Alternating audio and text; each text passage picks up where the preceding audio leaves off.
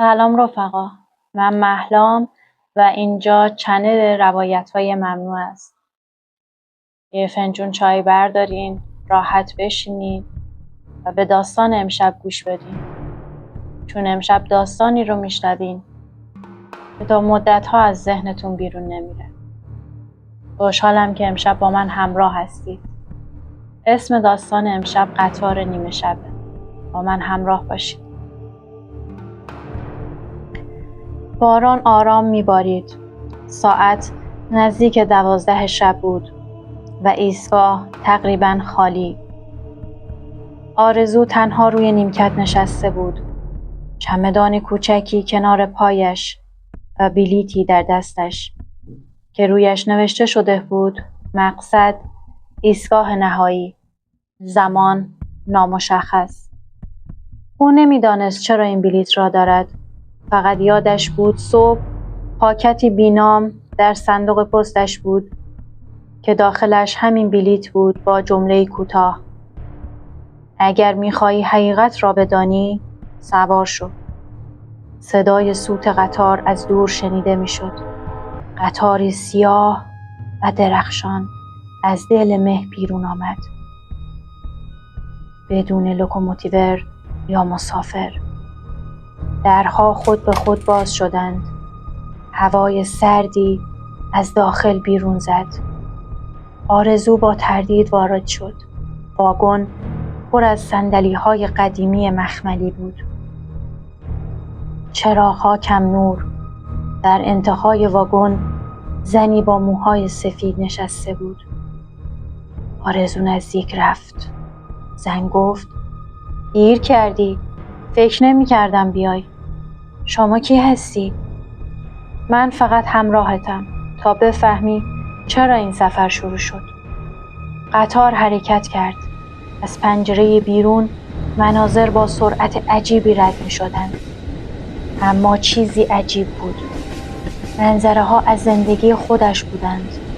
کودکیش کنار پدر، اولین روز مدرسه، اولین عشق، آخرین خداحافظی. هر تصویر کوتاه و درخشان مثل شهاب رد می شدند. آرزو پرسید: اینا چیه؟ زن لبخند زد: بازپخش مسیر توه، اما چیزی هست که هنوز ندیدی. آخر خط منتظرته. ناگهان واگن تاریک شد. صدای قطار مثل ضربان قلب بالا رفت. وقتی دوباره چراغ‌ها روشن شد، زن ناپدید شده بود. فقط صندلی‌اش خالی بود و رویش یک ساعت جیبی نقره‌ای. ساعت روی 12 متوقف بود. در بلندگوی واگن صدای آرام پخش شد: ایستگاه نهایی، بازگشت. قطار آهسته ایستاد. آرزو پیاده شد، اما چیزی درست نبود. خودش را دید. او داشت از همان نیمکت اولی که در ایستگاه چمدان به دست به قطاری نگاه میکرد که تازه وارد میشد. آرزو ترسید. فریاد زد، اما صدایی بیرون نیامد. فهمید که دیگر در زمان خودش نیست. از آینه کنار ایستگاه بازتاب خودش را دید. آرام اما پیرتر، با موهای خاکستری. صدای زن دوباره در باد پیچید: هر کسی یک بار فرصت داره بدونه کی از قطار زندگی پیاده میشه. تو انتخاب کردی بدونی. آرزو لبخندی زد. باران شدیدتر شد. قطار دیگری وارد شد. همان قطار سیاه، اما این بار پر از نور. درها باز شد. صدای نفس آرامی از درون آمد، شبیهی که بوی خانه کودکیش را میداد. آرزو چمدانش را زمین گذاشت. ساعت نقره‌ای را روی نیمکت گذاشت و قدم در نور گذاشت. در همان لحظه در دنیای واقعی پیرزنی در اتاقی کوچک چشمانش را بست. ساعت دیواری روی 12 ایستاد. باد آرامی در گوشش پیچید. آرزو چشمهایش را آرام باز کرد. زیر پایش سنگ فرش‌های مرمرین بود و آسمانی خاکستری بالای سرش. بدون خورشید، بدون ماه. به اطرافش شهری بود که انگار از خواب ساخته شده بود. ساختمان‌هایی از مه و نور، خیابان‌هایی که انتها نداشتند و آدم‌هایی که صورت نداشتند و آرام قدم می‌زدند. او با تردید زمزمه کرد: من کجام؟ صدایی پشت سرش گفت: در بین زمان. اینجا جاییه که گذشته و آینده با هم یکی شدن. هر کسی که هنوز تکلیفش با خودش روشن نیست اینجا بیدار میشه. آرزو برگشت. همان زن سفید موی قطار بود، اما این بار جوانتر، با چشمانی عمیق و آرام. من فکر کردم مردی. اینجا هیچ کس واقعا نمیمیره. فقط شکلش عوض میشه. زن ادامه داد: یادت میاد چرا خواستی سوار اون قطار بشی؟ آرزو لحظه‌ای فکر کرد. تصویر مردی در ذهنش آمد. کسی که سالها پیش ترکش کرده بود. برای اینکه بفهمم چرا اون رفت. هیچ وقت خداحافظی نکرد. هیچ وقت علت رفتنش رو نگفت. چرا تنهام گذاشت؟ زن لبخند تلخی زد. پس باید از خانه خاطره عبور کنی. اونجا جواب توه. ولی مراقب باش. هر چیزی که میبینی ممکنه واقعا بخواد نگهت داره. زن ناپدید شد. آرزو در کوچه های مه‌آلود قدم گذاشت. هر کوچه بوی خاصی داشت. یکی بوی باران کودکی، یکی بوی گلهای اتاق نوجوانی و دیگری بوی همان عطر مردی که دوستش داشت. دلش لرزید. عطر را دنبال کرد تا به در چوبی کوچکی رسید. روی آن نوشته شده بود: خانه خاطره. در را باز کرد. داخل اتاقی بود پر از ساعت‌های معلق در هوا. عقربه‌ها در جهات مختلف می‌چرخیدند. در وسط اتاق مردی نشسته بود. همان عشق قدیمیش، آرش. وقتی سرش را بلند کرد لبخند زد. بالاخره اومدی؟ آرزو گریش گرفت. چرا رفتی؟ چرا هیچ وقت نگفتی؟ چرا تنهام گذاشتی؟ چرا خداحافظی نکردی؟ چون من رفتم تا تو بتونی بمونی.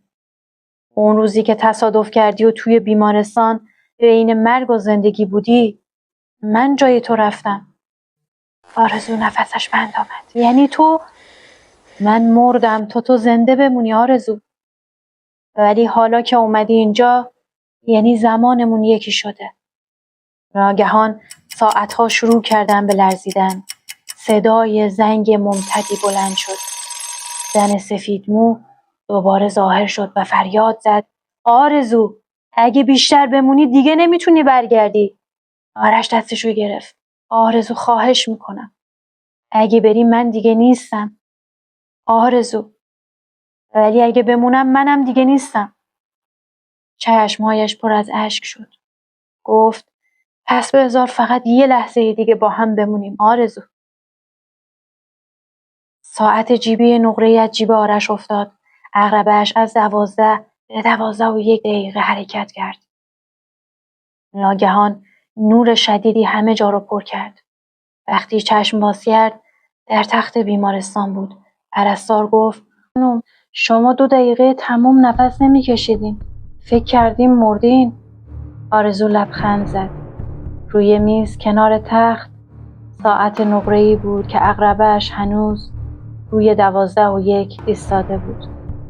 اما کنار ساعت چیزی بود که پرستار ندیده بود. یک گل خشک شده از عطر مردانه‌ای که سالها پیش ناپدید شده بود. چند هفته از بیدار شدنش در بیمارستان گذشته بود.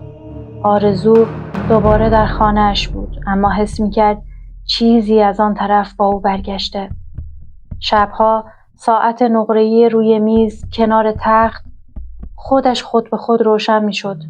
عقربه‌ها روی 12:01 می‌ماندند. اما صدای تیک تاکش در فضا می‌پیچید، مثل قلبی که میان دو دنیا می‌تپد. او سعی می‌کرد نادیده بگیرد، اما هر شب رویای تکراری می‌دید. قطار سیاه در مه ظاهر می‌شد، اما این بار کسی پشت فرمان نبود و یک صدای آرام در ذهنش می‌گفت: قطار منتظر راننده است آرزو. یک شب طاقت نیاورد. ساعت روی 12 ایستاد. او چشمانش را بست، اما وقتی چشمانش را باز کرد دوباره در ایستگاه بود، ولی نه آن ایستگاه قبلی. این یکی بزرگتر بود، پر از مسیرهایی که به آسمان، جنگل، دریا و حتی ستارگان می رفتند. روی دیوار نوشته بود: هر کسی فقط یک بار میتونه تصمیم بگیره که کجا میمونه. آرزو وارد قطار شد. این بار صندلی‌ها پر بودند از چهره‌های آشنا، پدر، مادر، دوستانی که سالها پیش از دست داده بود. همه لبخند می‌زدند. در انتهای واگن آرش ایستاده بود. فکر نمی‌کردم دوباره ببینمت. منم فکر نمی‌کردم برگردم. این بار قطار بدون راننده نمیره آرزو. تو باید انتخاب کنی. یا اینا رو ببری یا برگردی خودت بمونی. آرزو به اطراف نگاه کرد. تمام آدم‌هایی که در طول زندگیش از دست داده بود با چشمانی آرام نگاهش می‌کردند. اشک در چشمانش جمع شد. اگه بمونم همتون زنده میشین؟ آرش سرش را تکان داد. نه، فقط خاطره هات زنده میشن. ولی اگه بری خاطره ها آزاد میشن تا در شکل دیگه ای برگردن. سکوت عجیبی حاکم شد. او آرام نشست. پشت پنجره لوکوموتیو دکمه‌ای بزرگ جلویش بود که رویش نوشته بود: حرکت به جلو. نفس عمیقی کشید. انگشتش را روی دکمه گذاشت. قطار به آرامی به لرزه افتاد. بیرون آسمان از خاکستری به طلایی تغییر کرد. صدای آرش در گوشش پیچید: حالا دیگه تویی که زمان رو میچرخونی. نور همه جا را در بر گرفت. وقتی چشم باز کرد صبح شده بود. آفتاب روی صورتش افتاده بود. ساعت نقره‌ای روی میز افتاده بود و عقربه‌اش حالا روی 7 صبح بود. نفس عمیقی کشید. برای اولین بار بعد از سالها احساس کرد سبک شده. رفت کنار پنجره. بیرون پرنده ها می‌خواندند. در دوردست صدای سوت قطار آمد. ملایم، دور، اما واقعی. آرزو لبخند زد. زیر لب گفت: زمان ادامه داره چون من حرکتش دادم. نور صبح روی ساعت افتاد و برای لحظه ای عقربه کوچیک بی صدا برگشت روی 12:01. رفیق ممنوع من، اگه فکر میکنی که داستان امشب تموم شده، سخت در اشتباهی. تازه رازها دارن خودشون رو نشون میدن و از امشب تو همراه من بودی تا هر شب یک راز و یک داستان رو بشنوی. ممنونم که امشب همراه من بودی. ممنونم که امشب با من همراه بودی توی اولین شب و اولین روایت. خوشحال میشم که تو شب‌های بعدی هم کنار من باشی تا یکی یکی این شب‌ها رو سپری کنیم و از دلش داستان‌هایی بگیم که تو ذهنمون برای همیشه باقی بمونه. دوستت دارم رفیق ممنوع من. شبت بخیر.